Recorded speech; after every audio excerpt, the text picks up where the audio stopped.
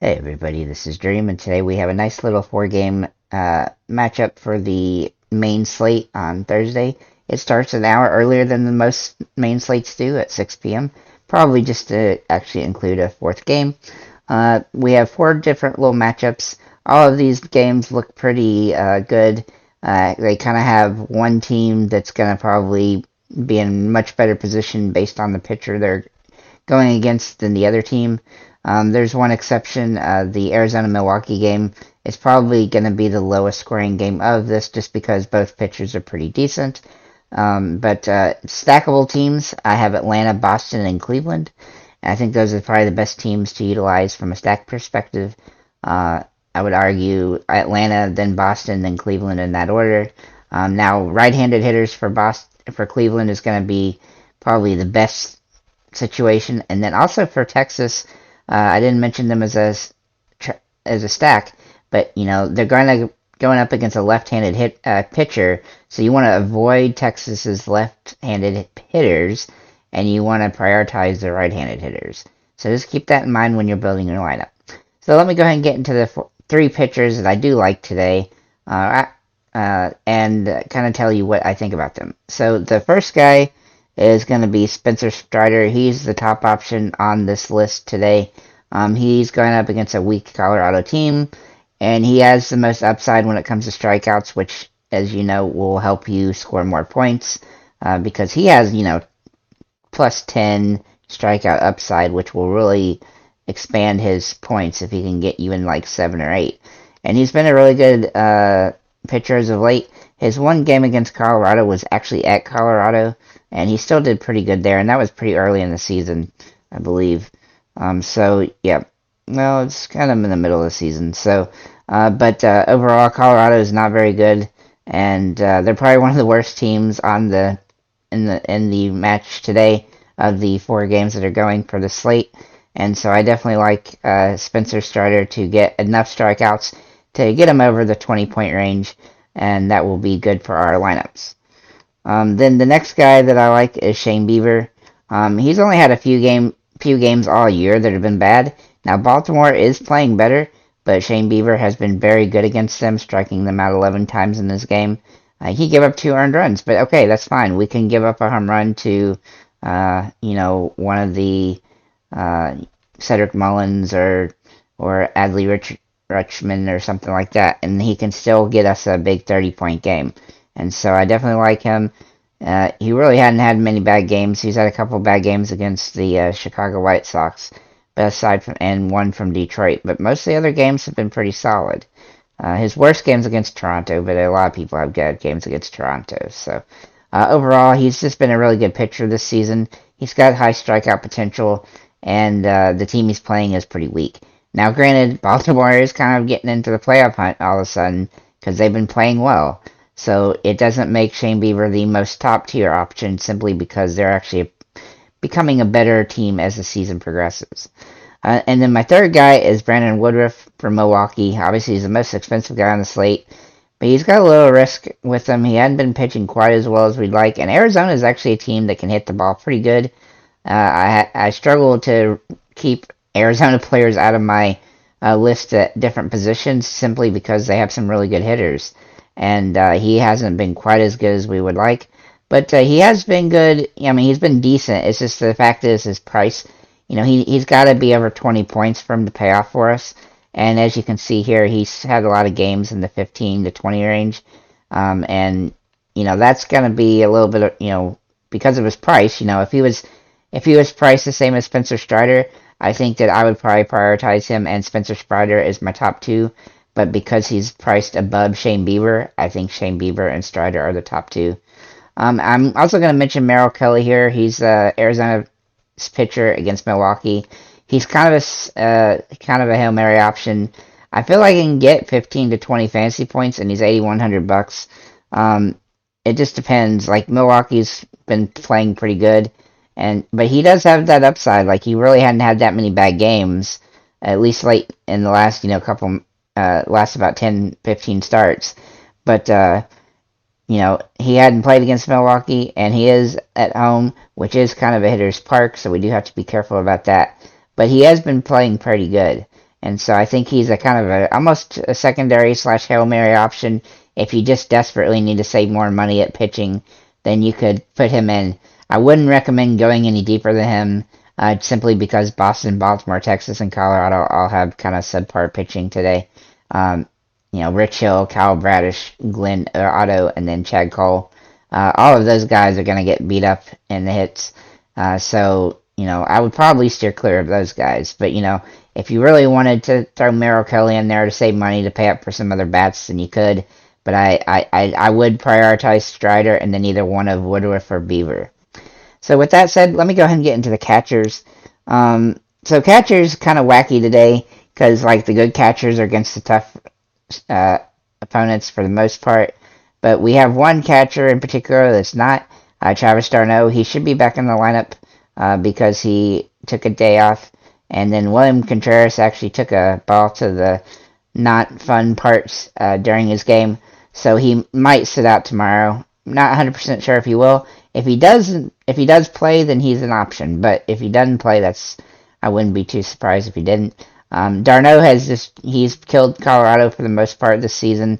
He didn't play particularly great in his first game, but again, sometimes just taking a day off can reset you. Even though he's been really good as of late too. It's not like he's been bad. He's at 8.3 with 2 home runs in the last 10 games, and almost 300 batting average. So it's not like he's been terrible by any stretch. I just think he had one game where he kind of just, he was kind of swinging for the fences and struck out a couple times. It's not really something he normally does, so I suspect that he'll get back on track tomorrow. And he's my top tier option simply because his price is good and he can really score points. And, he's going against Colorado, who's pitcher who's not very good. So I look for him to be a good option. And then my other secondary option is Jonah Heim. Now, he has been not hitting the ball well at all, but you'll notice that he only has 5 strikeouts in the last 10 games and 26 at-bats. So it's not that his batting average is almost non-existent. He's got 1 hit and 26 at-bats, but he is contacting the ball. It's not like he's, not, it's like, Shea Linger leaves, which he, strikeouts or hits home run, basically. It's not like that. He's just hitting the ball. It's just they're going directly to the, the hitters, or to the base, or sorry, the outfielders or the infielders. And so he's not getting on base, but he is getting contact. So that gives you some hope. He's also got 3 walks in that time. I think that he's actually not completely safe, but he seems like a good Hail Mary option if you want to throw him in there. He's a little less expensive than Travis. But do I recommend him totally? Not exactly, but maybe he's kind of due for a big game. It's not like he's been this bad all season. He's got a home run potential, which is one thing we really want from a catcher, and he's kind of due for one. But, sometimes you just get bad luck, and I think that's mostly what he's been going through. The third guy, and this is kind of a distant, he's expensive, and I don't really recommend using him so much, but I'm going to mention him because he's the only other guy that's really worth even taking a look at. That's Adley Rutschman for Baltimore. Again, he's going up against a pretty tough pitcher and Shane Bieber, but he could, get a breakthrough home run in this game. And so he's got to be on the radar simply for that, though he's expensive, and so he's an expensive option. Like I said, I think there's 2 better options in both d'Arnaud and Heim, and then maybe Contreras if he plays. But overall, that's pretty much what I have at catcher. At first base, we have 2 top-tier options. One of them you're going to recognize for being a top-tier option for a lot lately, and that's Nathaniel Lowe. He's got a nice little plus matchup against Boston, against Glenn Otto, against Rich Hill.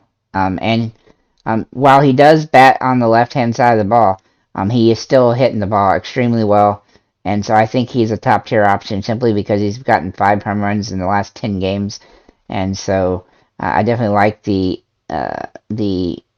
what he's been doing lately. The second guy is Matt Olson for Atlanta. He's been hitting the ball 9.5 last 10 with 2 home runs.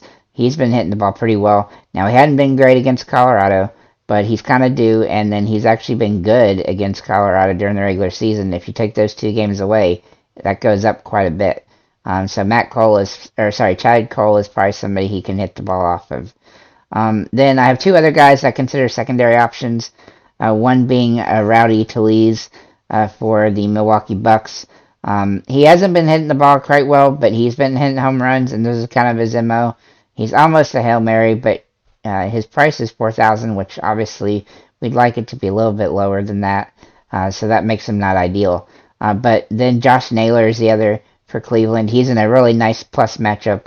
But he hasn't been hitting the ball that great either.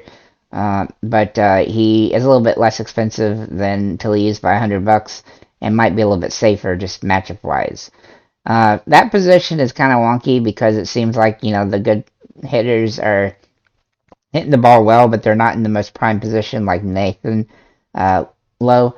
But again, I think he's probably the best option of the four. And to move on to the second base, so my top pick is where is he? Oops, is going to be Von Grisham for Atlanta. Obviously a plus matchup for him. He's been hitting the ball well. He's only had 2 games against Colorado. He didn't do so good yesterday, but it was kind of a wonky game for him. And I think he'll recover today and do really good again, which is pretty much how he goes. Sometimes he'll have a bad game, but then the next game he comes up and hits a home run. So I like him quite a bit. And then the other guy that I like just as much as him is Colton Wong, who's a little bit safer. And is a top tier option. He's averaging 10 points per game last 10, and he's even gotten 3 home runs in those games. Let's just look for him to continue the onslaught. Obviously, Milwaukee's not in the most ideal situation against Mayor Kelly, but they are at Arizona, and that's a hitter's park, and so I definitely like him as a top tier option in that game. Then I have 3 other guys just to mention. One of them is Marcus Semien for Texas. He's in a plus matchup, obviously. He's been hitting the ball really well, 11 points, 317, and 2 home runs in the last 10. And then 2 guys from Boston are Trevor Story and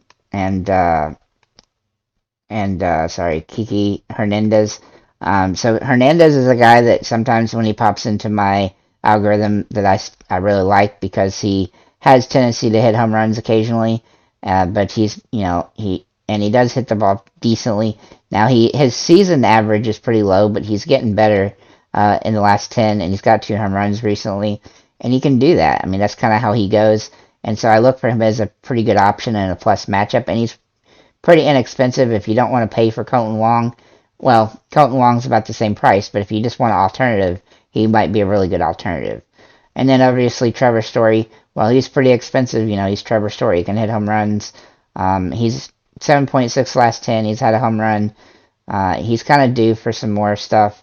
I think it was like 9 games ago when he hit the home run. But he can still score points, so it's not like he's terrible from that perspective. I wanted to check because I didn't notice this before. Yeah, so his last home run came at his before he was injured for a little bit, but now he's back. And in his 4 games back so far, he's had 2 16 and 18-point games. And I think that that's definitely possible in this particular game. So if you can afford to pay up at the position, then Trevor Story is a good option for you. At third base, we have 4 guys that I've looked at. I have 2 top-tier guys, and then I have 2 secondary options, and almost a, what would you call a Hail Mary, excuse me. So my top option is Jose Ramirez for Cleveland. Obviously, he's in a plus matchup against Kyle Bradish, and he can switch it. And that's the right-handed batters for Cleveland against Kyle Bradish are going to be the best situation for hitting purposes, and so it makes him the top. Obviously, he's expensive. He's also hit 4 home runs in the last 10 games. He's on fire right now, so we definitely like him. And then the other is Austin Riley, who just hit a home run last night for Atlanta, and he's been hitting the ball out really well as well. He's had several big games recently, and you can see in his at home, he does slightly better, and he hits more home runs at home than away, and he's absolutely just destroyed Colorado. And so we definitely like him against Colorado. 7.8 the last 10 games with a home run. If he can get another home run, that would be pretty sweet. And then finally, if you need to save money here, This is kind of a pay down guy. It's almost a Hail Mary is Ezekiel Duran. He's been playing pretty well. He's got 2 home runs in the last 10 games. He's a little hit or miss because he only bats 230, but he's averaging almost 7 points a game, and he can definitely do that. You just have to, deal with the fact that he might get a 0 occasionally. He's been okay though lately, so he's a good option if you just need to save money at this position. I would say that that's probably not the best. At third base is probably the most likely place outside of shortstop where you're going to try to pay up, and you're going to want to try to play down at the first base, second base, and catcher. So, with that said, let me get into the shortstops. Shortstop's kind of a wonky position too. There's really 3 guys that I like quite a bit. Well, I don't know. 2 guys I like really good is Xander Bogaerts for Boston. Again, he's not like a giant home run hitter, but he can hit one every now and then. He actually hit one, I think, in his last game, and he's got 3 in the last 10. He's batting really good, 359 with 11. He's my top option. And then Corey Seager as well for Texas against Hill. He's kind of in a good position, 10 fantasy points a game, 308, and also 3 home runs. Now, he doesn't bat the way that we'd want in that particular game, but he's still a decent option. The other 3 guys that I have listed here, I don't like as much simply because, they're just not playing as well as like Xander Bogaerts is, and they're all in the same price range. And one is Ahmad Rosario. Now he has a plus matchup, but his batting average has been kind of low, and he's not really hitting the ball quite all that well lately. And that's also going to be true for Dansby Swanson, who, he has some good games, but he's only batting 190, so he's got to get that corrected. Again, going against Colorado is a team that you can definitely do that. He's been having to bat at the front of the lineup, like as the leadoff guy when Acuna is out, so that's hurt. It's caused him a little adjustment for some reason. And then I have one more is Willie Adames. He's been playing really good. He's got 2 home runs in the last 10, and I think he's almost a top tier option. Only the fact of the matter is that he's probably slightly weaker than Xander Bogaerts or Corey Seager in this particular matchup, just because of the different matchups. But overall, he's pretty good. And if you need a really Hail Mary option, then you could throw in Gunnar Henderson, who has played his first game yesterday. He went 2 for 4 with a home run, and he kind of got robbed on one. So on one really good hit that he had. So it's he might be somebody that you want to throw in there at a near minimum price if you really need to save money at this position. I don't think he's going to be particularly as good as he was yesterday, but at the price range, he doesn't have to be great. And then if even Shane Bieber, he can afford, because he can get the strikeouts, he can afford to give up a couple good hits to Gunnar. So somebody in Baltimore is probably going to do something. And if you wanted to pick on that guy to potentially do it, then that wouldn't be the worst option.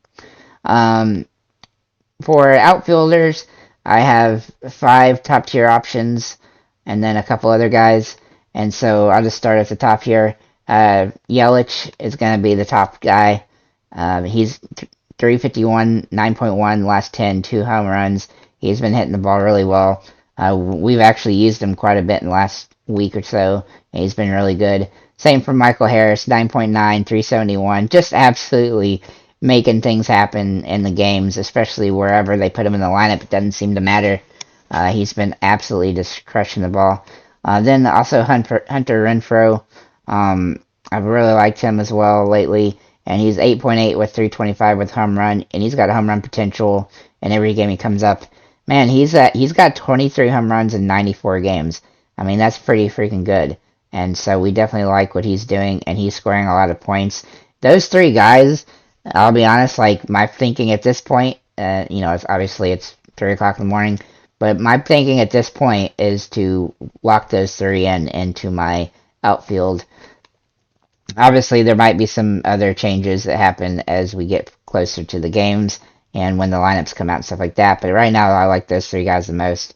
Then I have two other guys that are top tier ones, and Jake McCarthy. Now he's a little bit discounted, so you could move off of one of those 3 for him and save some money. He's been absolutely just destroying the ball. 13 points per game last 10, 368. He's got 2 home runs in those games as well. Now I can't expect him to continue the home run throttling and stuff, but he still has been hitting the ball really well. I mean, he's got a lot of over 10-point games, and at $3,100, like to get over 2x, it only requires him to get like 6.5. So he's in a really good position. Now, granted, the team he's going up against is a little bit tougher and better pitcher, but he's been doing good anyway. So, and then the final overall top tier guy that I have in there is a little more expensive, and that's Aldis Garcia. He's 10.2 points per game, 2 home runs. He's been batting really well. He's a good option if you have the money to spend. And then I have 2 top alternates, and so these are guys that you could substitute in. One of them is Tommy Pham, and the other is JD Martinez, both in Boston. They just have a plus matchup, and they've both been hitting the ball pretty well. I'll show you JD Martinez as well. If I had to choose between those, I would take Tommy Pham over JD Martinez simply because of how good he's been hitting. A little bit higher batting average than JD, but they're both in good positions. Then I have a few secondary options. One is Stephen Kwan for Cleveland. He's been hitting the ball really well, and he has steal potential, which we definitely like. Obviously, Harris does as well. Now, I will say that the only time I ever really use Kwan is if he's leading off the game, because it seems like he does better when he's a leadoff hitter. Now, granted, you also have to remember he doesn't really hit home runs, so you can't rely on that. That's why he's a secondary option. Then my other secondary options, one of them is Ronald Acuna. Now, obviously, he's a home run hitter, and he hasn't been quite as good as we'd like, only 7 points per game last 10, but he's also been kind of hurt, and he stated in an interview that he is gonna play hurt the rest of the way because he's trying to will the Braves into the playoffs, into another World Series. He obviously just kills Colorado. Even when he hadn't been playing so good recently, he's still hitting the ball pretty well. And even though the overall points per game is a little bit lower than we'd like, obviously it's pretty expensive, so he needs 12 fantasy points to really pay off. He does have the home run potential, and that's why he's a secondary option, because he can do that, and he did it yesterday, and he's got another pitcher tomorrow or today that he can do it with. So then Alex. The next guy that I like as a secondary option is Alex Verdugo, and also Kiki Hernandez, who I've already talked about. Alex has not hit the ball as good as we like, but he does have, double potential and triple potential, and he doesn't strike out that much. So he's somebody that's kind of pretty reliable as a hitter, and he doesn't really have too many zeros. He's had a couple, but he doesn't typically zero out. He's got a pretty good matchup. So those are the secondary guys, and I've included 2 Hail Mary options that are super cheap, and those are going to be Corbin Carroll and Stone Garrett for Arizona. Corbin Carroll has only played in 2 games, but in those 2 games he's had 13 and 18, and he seems like he's going to get into certain games based on different situations and stuff like that. But overall, he's been really good. And when he was in the minors, he slashed 307, 425, and 610 with 24 home runs and 31 stolen bases. So you can see that he has stolen base potential and home run potential. And so if he can get going there, he's really going to help Arizona. And he doesn't need to score, but a couple points for it to really pay off. And so he has a lot of potential there. Same with Stone Garrett. He's kind of in a similar boat. Now he's played in 6 games, and you can see that he's had 1 bad game in those 6 games, and somehow he's still only $2,200, and he's been hitting some home runs, so we definitely like that. He also had 28 home runs in his AAA prior to being in the big league club. Him and Corbin Carroll both look like they're going to have similar potential as the season goes on. Now, why did I not include them as like top tier or secondary option is because the matchup. They're going up against Brandon Woodruff, so that does hurt them a little bit. So, anybody that's going up against my top 3 or 4 pitchers, I'm a little concerned about. But again, if you need to save money, you can definitely save good money with these guys because they're $2,000 and $2,200. And then you can utilize them and hope that they can score a decent amount of points for you. But overall, I think we have a pretty good slate. I think it'll be a fun little slate. I try. And last but not least, I just want to thank you guys for liking, commenting, and subscribing. Feel free to leave any comments below that you have about what I've said here or what players you're looking at. Obviously, a smaller slate, so there's not as many players to go around, but we can still make really good lineups and we can still take down GPPs and cash games. So, thanks again for liking, commenting, and subscribing. Have a nice day, guys.